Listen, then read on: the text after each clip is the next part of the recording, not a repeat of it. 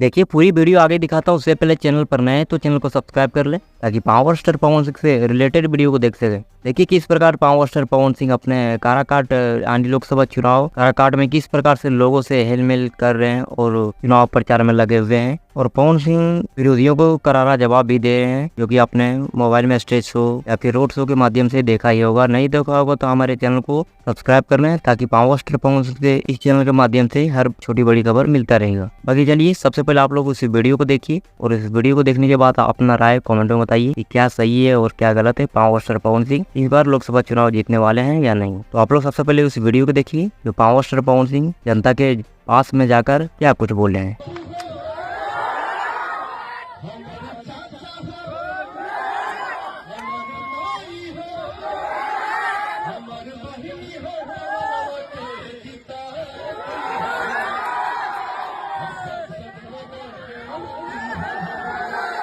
हमारे भैया